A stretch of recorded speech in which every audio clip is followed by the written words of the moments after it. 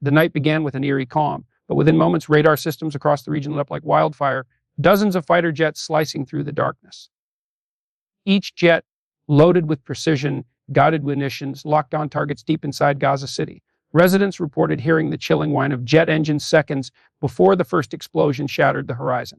The sky glowed orange as air-to-surface missiles streaked downward, turning entire city blocks into rubble.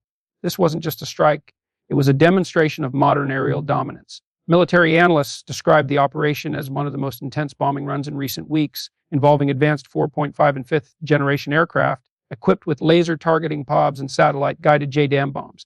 The strikes were timed with near-surgical precision, yet their impact was anything but clean. The ground shook, buildings crumbled. The sound of destruction echoed for miles. The question now, what triggered this surge of firepower? Intelligence reports suggest the operation was a calculated response. A message written not in words, but in explosions and smoke.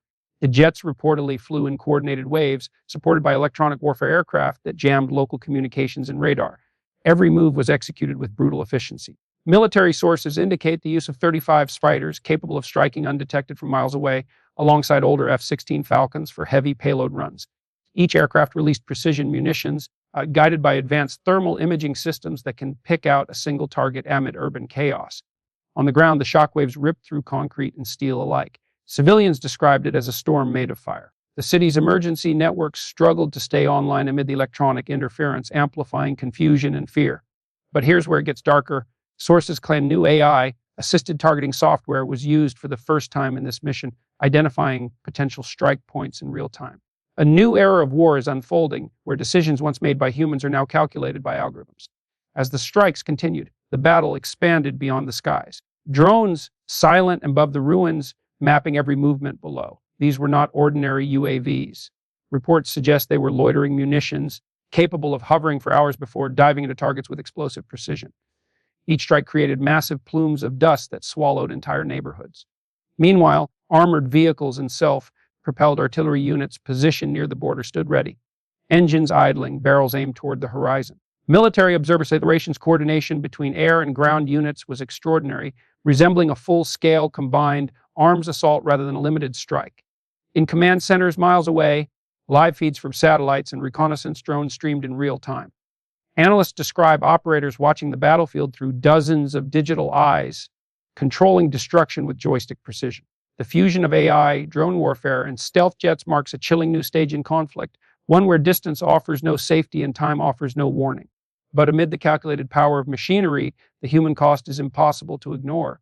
Entire families fled their homes as the roar of engines shook the walls around them. Rescue teams worked under falling debris and choking smoke, trying to reach survivors before the next strike hit. Firefighters described scenes of chaos, cars overturned, power lines snapping like whips, and the air thick with ash. Yet above the suffering, the machinery of war moved on, cold, precise, unfeeling. Military analysts believe this assault was designed to send a message: absolute dominance through technological superiority. The combination of next-gen fighter jets, real-time surveillance, and precision-guided bombs is redefining what air superiority means.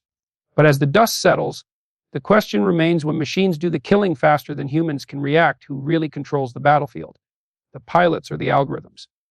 Hours after the initial bombardment, satellite imagery revealed the scale of the operation, entire districts scarred by craters visible from orbit. Analysts detected signs of bunker buster munitions, likely targeting underground networks hidden beneath the city. Each crater, several meters deep, showed the destructive force of 2,000-pound precision bombs.